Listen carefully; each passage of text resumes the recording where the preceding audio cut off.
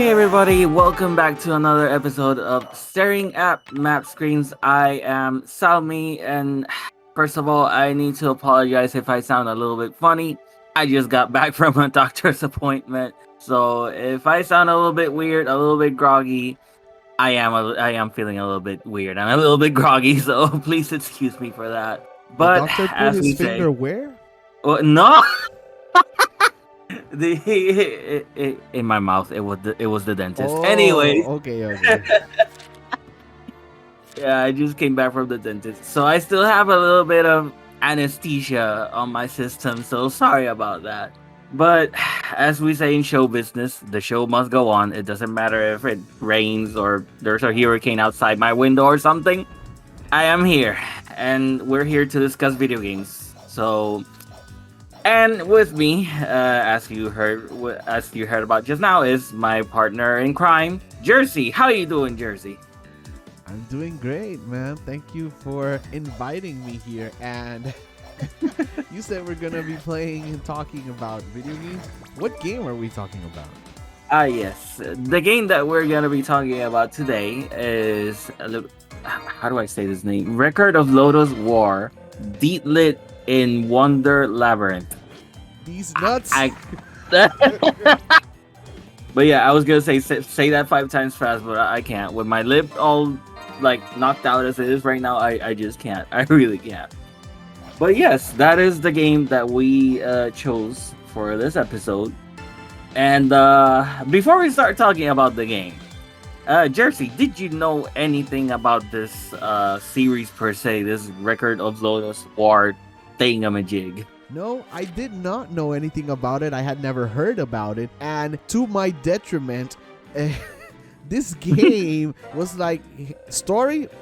Well, did you read the other books? Did you play the TCG? Did you play the MSX game?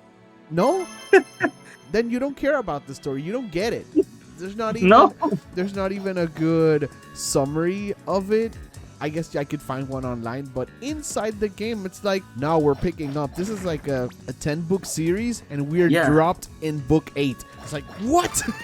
What exactly? Thank you. That's okay. The thing is, I am not gonna act as if I know anything about this series because I don't. I know about it because I've heard about it. Like I've heard the name Record of Lodoss War before. I've been interested in watching the anime before because yes, there is an anime, there is a manga, there are novels. It's everywhere. This series is everywhere. There is a drama CD that you can listen to the actors act out a thing. Like if it was an OVA, there's that. Yeah, it's everywhere. Like any source of media that you can think of, it probably has something about it. Because we did a little bit of research on it, and like okay. Let's start here. It was originally like fantasy novels or something created by Ryo Mizuno. I apologize if I'm saying his name or her name wrong. I don't know, but yeah, and like we said, there's games here, there's games there, there's novels, and apparently it was originally like some sort of Dungeons and Dragons. It's a replay. I don't know what that means because I don't play Dungeons and Dragons. But yeah, it apparently started out as that, as like a story in that pen and paper RPG game, and the creator sort of like made it evolve into everything else that we know about it about the series nowadays, which is like we said, novels, video games. There's everything. There's everything. And yeah, I guess it became pretty popular because looking at all the other looking at all the media that there is for this game, there's a lot to cover. There's like a lot of story to cover here. But yeah, like the plot in and of itself, it apparently revolves around a group of adventurers, where like the main character is a guy named Parn, Parn. I don't know how to pronounce that. Yeah, I Yeah, would say Porn. And even yeah. though he's the main character, he is not the playable character in this game. No, yeah, And we're gonna be talking about the latest game, but yeah. we did mention, you did mention the other ones. We won't be playing those other games. Some of them No. are on Japanese computers, MSX. Yeah. They are ancient games on the Sega CD, on Dreamcast. Oh, yeah. This series goes back a lot, and they changed genres, which was something weird reading through the Yes. history of it. They're not all Metroidvanias. In fact, I think we're playing the only Metroidvania one. Exactly. Yeah. And for all we know, there's probably not even an English patch for any of those other games. So yeah, I'm gonna search a little bit on them later on, but I don't think I'm gonna play any of them. Let's be honest. But yeah, like I said, there's like there's like this cast of characters where like yeah, we have Parn, which is the main character. We have Deedlit, which is the character that we do control in this game, which is like Parn's love interest. And there's like others like here we have like his best friend called Ito. I don't know how to pronounce his name either. There's another character named Jim, another character named Slane. I am not gonna go over everything in this story because there's a lot to cover when it comes to Record of Lodoss War, and I am not gonna come here and pretend that I am a Record of Lodoss War expert because And I'm clearly.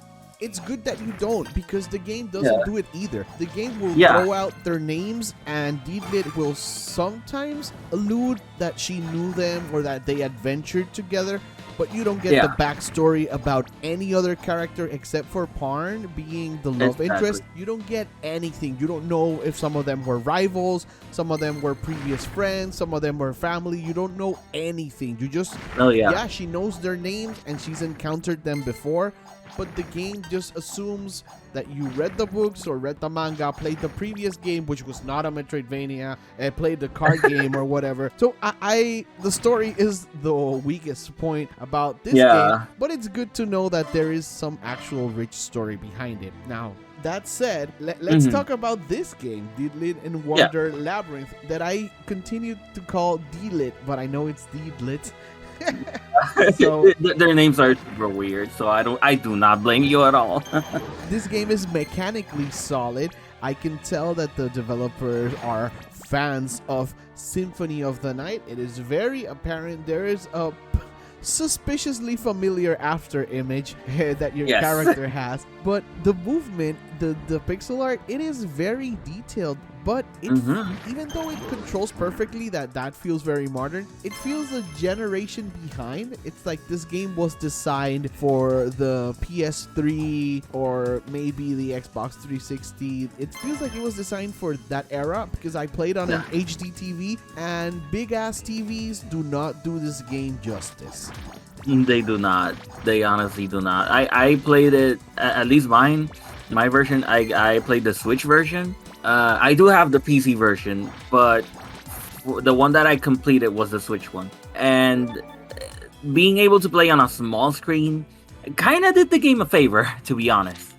Because, like you said, when I played it on the PC with the big screen that I have here in my room, like, nah, it's all super pixelated. Which, don't get me wrong, I like that type of style and whatnot. I really like how it looks, but for somebody else who would be more critical about how the game looks and whatnot, yeah, this is not the game for you. If you don't like this type of pixel art, and it's something that's gonna annoy you in the long run, this is not the game for you. I'm sorry. And the pixel art is not ugly. It is just PS2 level pixel art instead of Arc System Works level pixel art. When you see Guilty Gear or Blast Blue and someone tells you those are pixels and they look like polygons, that's the level of detail that we're used to for modern pixel games. So visuals aside, I had said that the mechanics are very solid and your movements are pretty good. As I said, it feels pretty solid. There's no type of lag. You have a jump, you have a dodge, you have an attack. And later on, you get a high jump. That's an unlockable. You get a double jump, and you get a ground slide, which Reminds me of Cammy from Street Fighter. Yes, But thank you. it is very well animated. Each of Yes.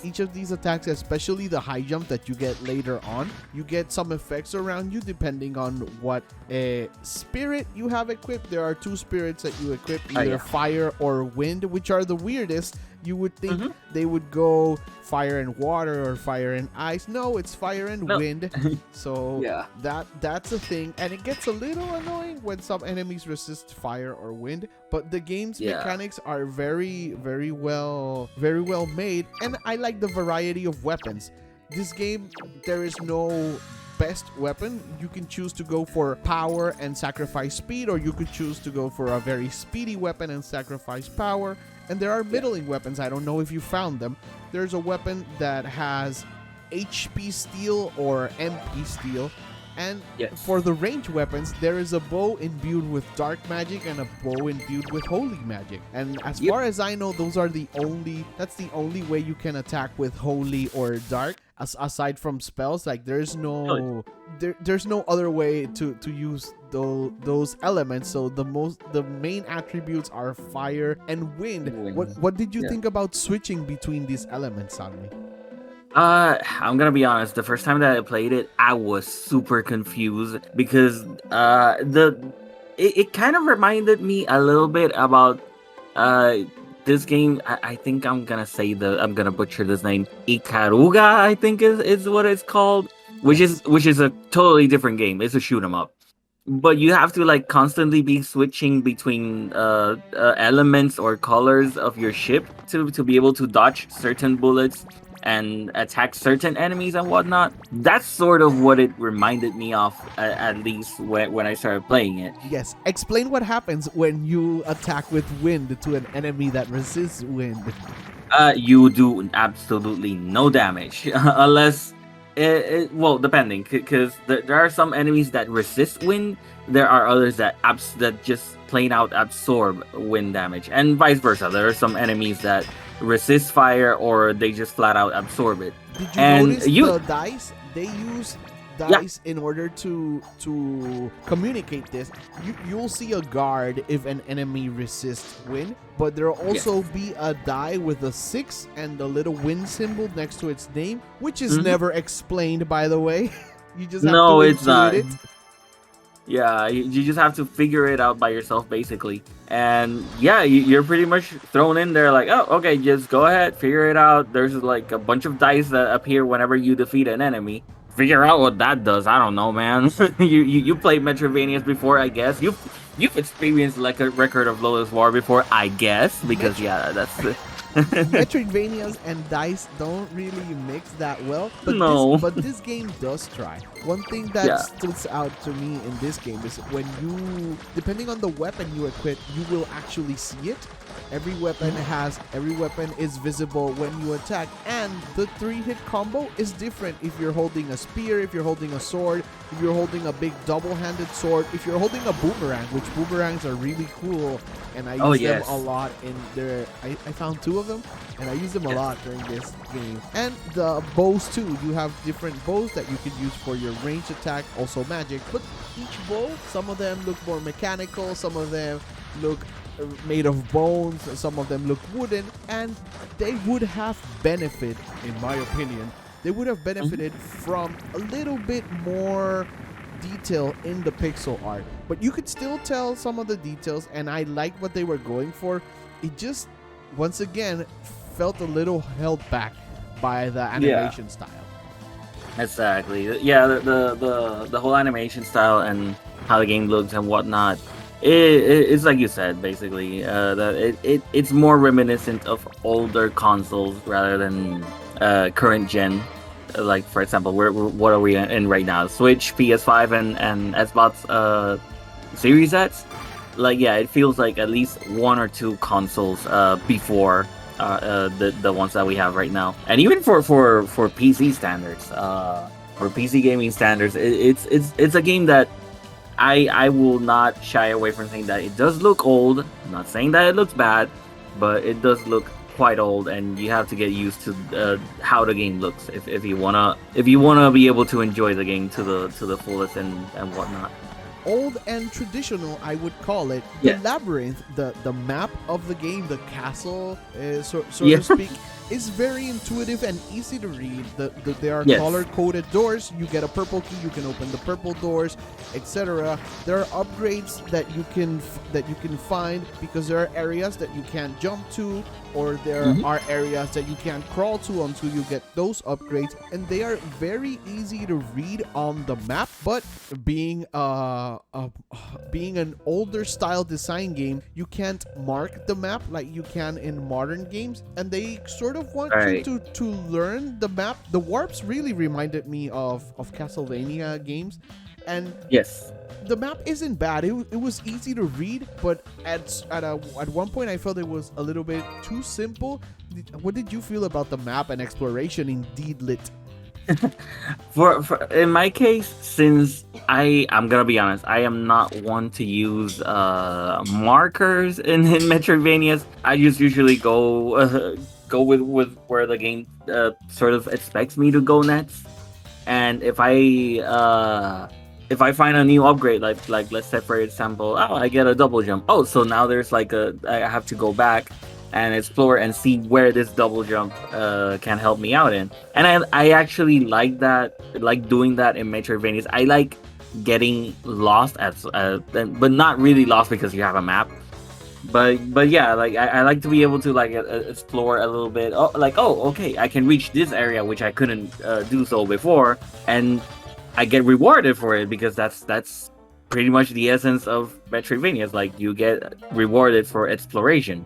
I like learning if- the map, and I like feeling, like you said, that I am not lost. But sometimes Yeah. if I over-explore and I'm avoiding a boss, and I find where the high jump place is and I don't have the high jump or the double jump, I would like to Yeah. mark that. I don't want to spend another 20 minutes searching for it. Oh yeah, no, yeah, I do get you. No, trust me. Even though I'm not one to use markers, I do know that there's a lot of people that do, and a lot of people benefit from using these markers because, again, like it's a Metroidvania. Sometimes the maps in Metroidvanias are pretty large, and you kind of do benefit from them.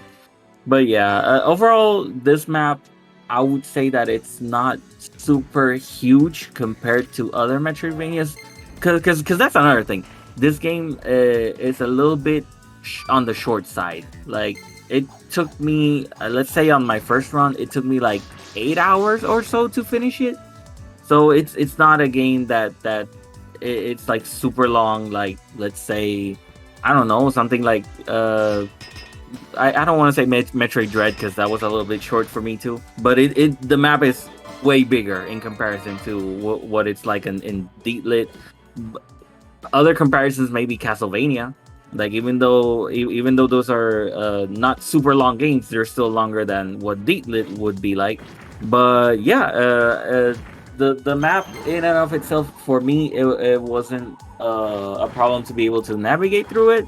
But I do get that you know that you would benefit from being able to mark it and being able to go directly, like, okay, I got this. Here's the mark. Here's where I need to go to actually to actually get what I need to get thanks to this upgrade that I just got. So yeah. And I really like the warp system and the shop system. They were very simple and easy to understand. I didn't need a lot of lore for that. And the enemy design, there is this thing that I noticed. The earlier on in the game, the enemies looked like they were designed for the Super Nintendo, for the Sega CD, or maybe even the Dreamcast. And the later enemies have so much more definition. You see at the beginning of the game, they're just regular skeletons and lizard men and whatnot. Near the end, Very generic. Yeah, very generic. And the generic part doesn't bother me, but it's the resolution. Near the end, there are giant tarantulas, green reapers, there are dragons, ghostly specters, manticores, and all of these not only look better, they are the designs are more complicated and they animate better. I guess they spend more time on those bigger enemies. There is a big contrast of that. So I like the enemy variety. It's just a little jarring going from the initial skeletons to the overly fluid moving dragons that you see near the end.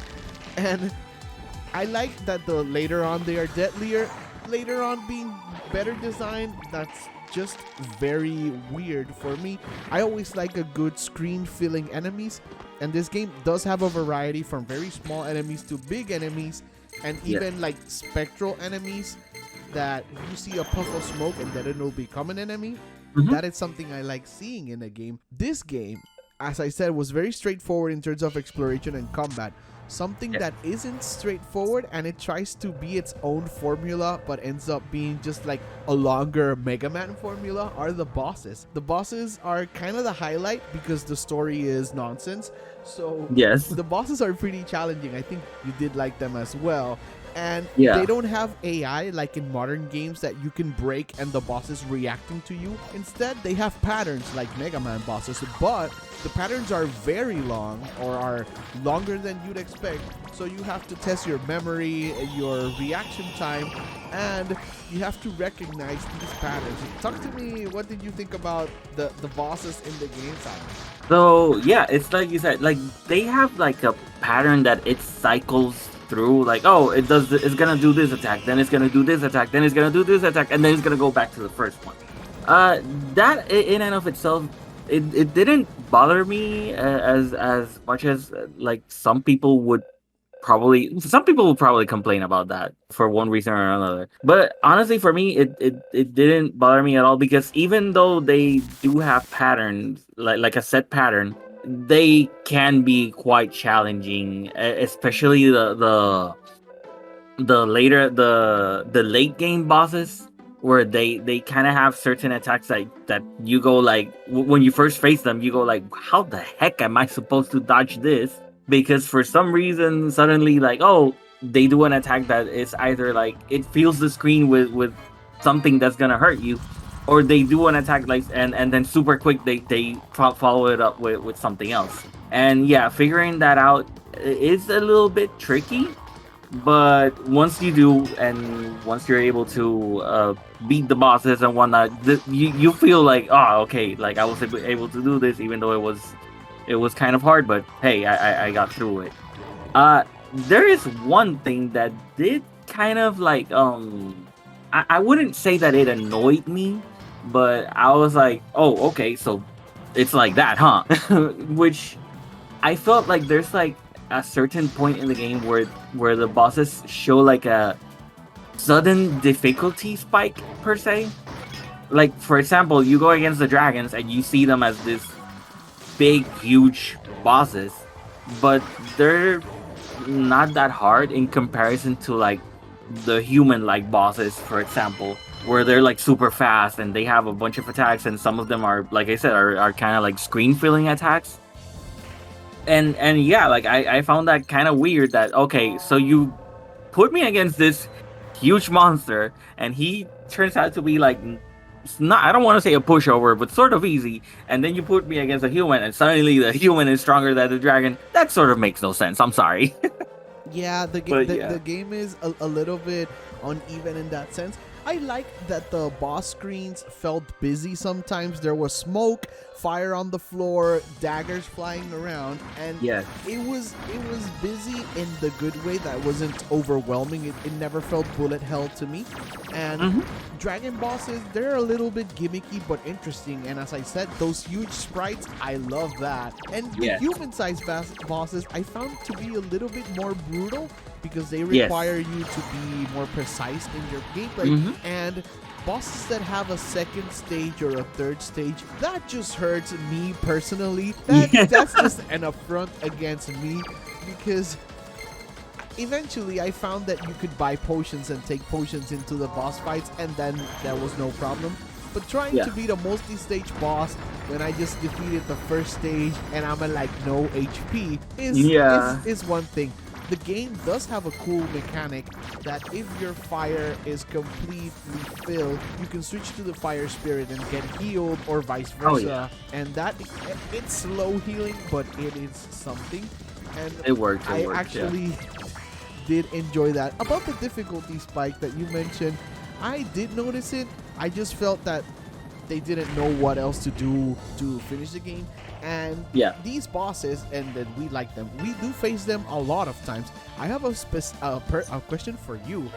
I Yes. know that you recently played Elden Ring, and you've Oh played boy. a lot more of these Metroidvania games, of these games where bosses have patterns.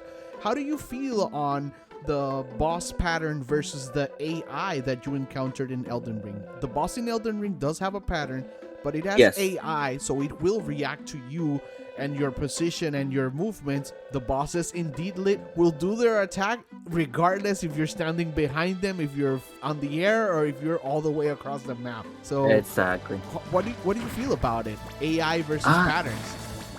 honestly, um, it's like comparing like like I don't want to say that they're entirely different because like you said there are some patterns for the bosses in Elden Ring.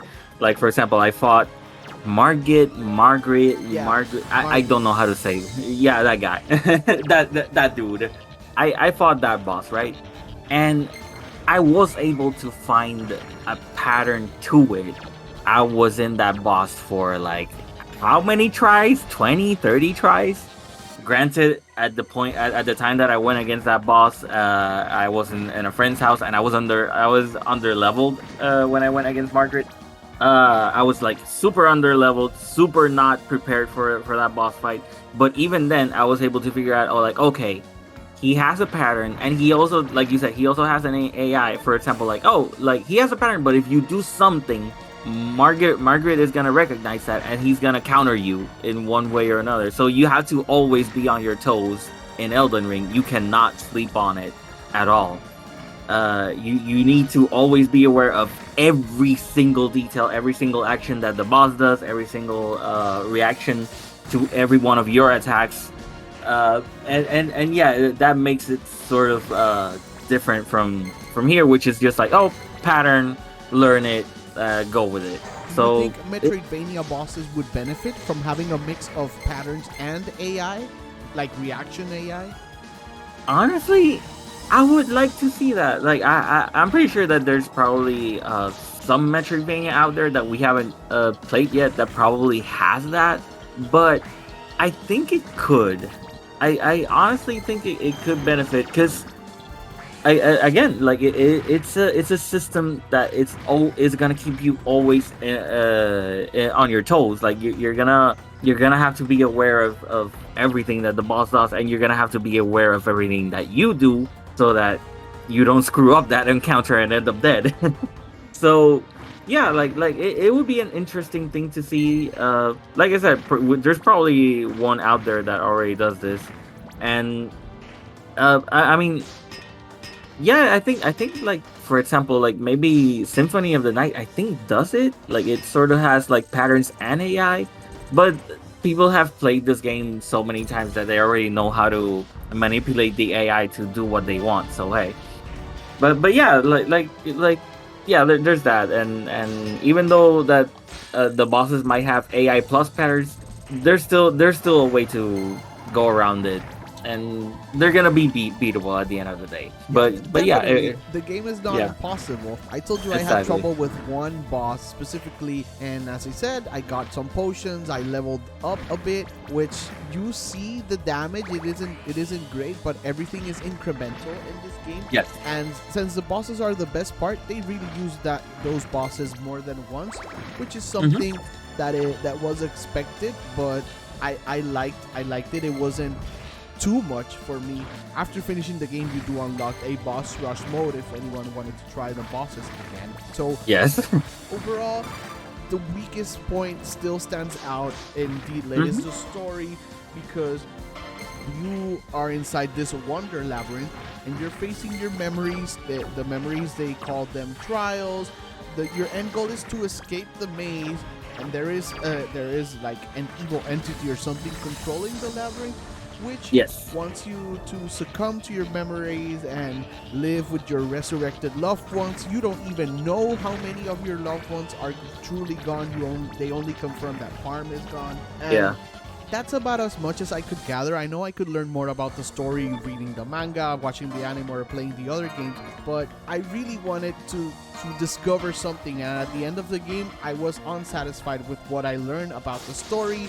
Your character Yeah. is a sort of elf that lives for hundreds of years, so you see the world that they try to make it explicit that a lot of time has passed, that a lot of years have passed, and your character is still like the same. They look young. So Yeah. gameplay and control wise, the game is great. The systems are very familiar. The map is super easy to understand.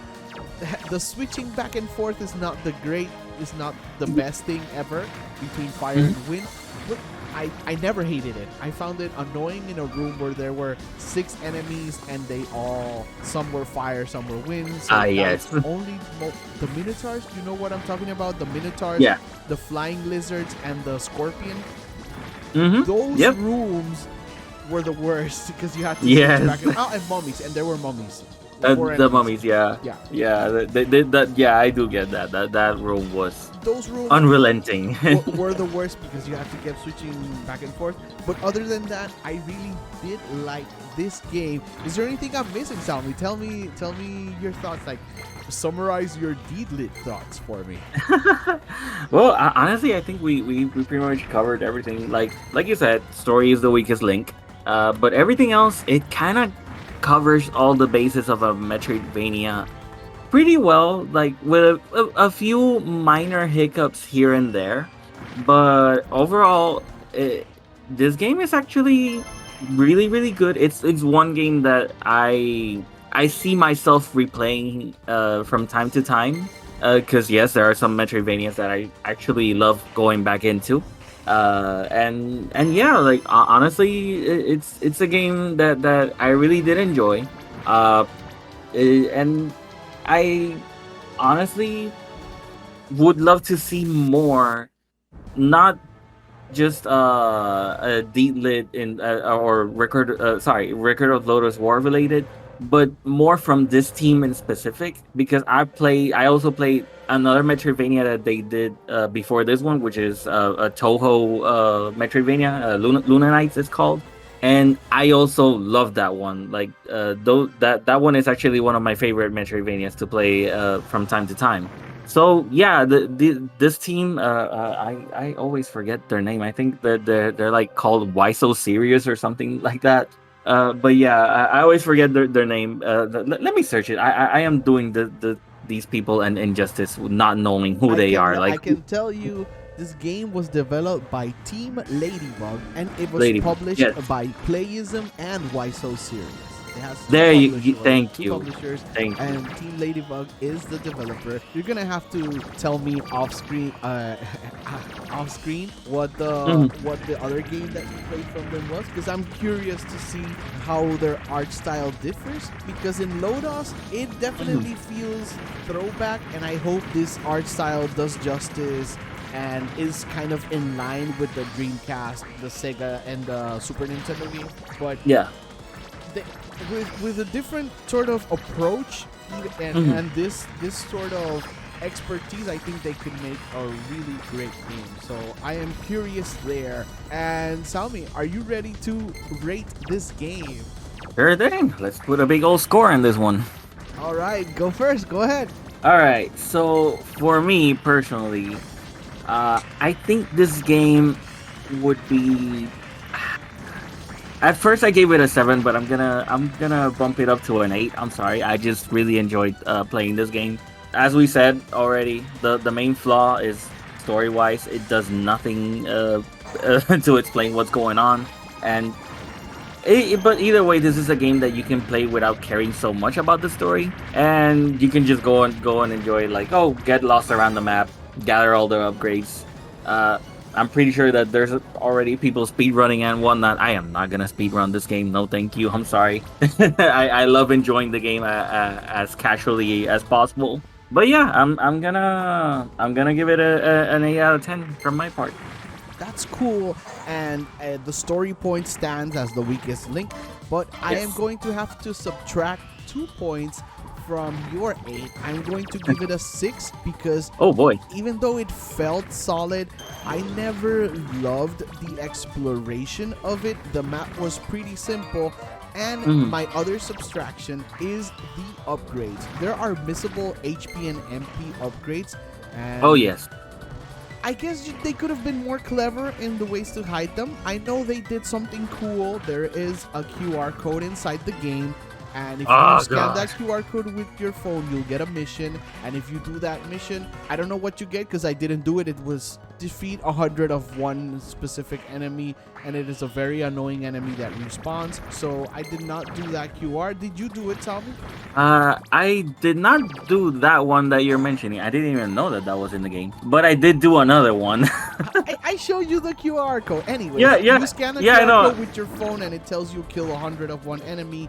And I did not want to do that. So that was sort of interesting, but they didn't find a great place to hide the HP upgrades. And that felt sort of bland. I wish the exploration was more about getting lost, but they focused on making the screens easy to understand and the enemies difficult, or not difficult, enemies challenging. So they executed what they wanted, I think, but it could have gone further. So Record of Lodoss War, Deedlit in Wonder Labyrinth gets an 8 from Salmy and a 6 from me. Yeah. that's pretty fair. Like honestly, like I know that you did show me that QR code, but the one that I found, I'm sorry, I have to mention this. The one that I found was another one where you have to jump 50 times in a certain area. Oh, really? Yeah, to be able to get like a joke weapon. It's stupid. Oh, that's It's fun. silly. I found a joke weapon like a toy mallet. And we didn't speak about a lot about the magic, but I had JoJo summons for wind and fire, and those were fun. Oh yeah, that one was actually those magic spells are actually pretty fun. And actually, now that you mention it, on the whole searching for health upgrades and whatnot, I forgot to mention that sort of system of how they hit stuff in the game is very reminiscent of old Castlevania in a certain way, where the game sort of expects you to hit every single wall because there might be something hidden behind it. But yeah, that's why I'm sort of used to that sort of way of developers hiding stuff in their Metroidvanias. But yeah, looking for floor chicken. Anyways, Salmy, take us out. All right, well, that has been our review of Record of Lodoss War, Deedlit and Wonder Labyrinth. So yeah, remember to follow us on YouTube and Twitter as Staring at Map Screens. If you're hearing this, you are on YouTube, you're watching our gameplay. But you can also follow us on social media, and you can recommend games to us. Leave your recommendation in the comment below. Do you agree, disagree with us? Did you know about this game? Let us know. We will reply to you. So thank you, thank you. I'm sorry, my lip is still asleep from the anesthesia. So yeah. Our next game is a little bit of a departure. We are going to play a 3D Metroidvania. There are not a lot of those, but we decided to play Recompile. It is on PC and it's currently on Xbox Game Pass. That's where I'll be playing it, and we'll be back with a review for Recompile. Yeah. Later. What?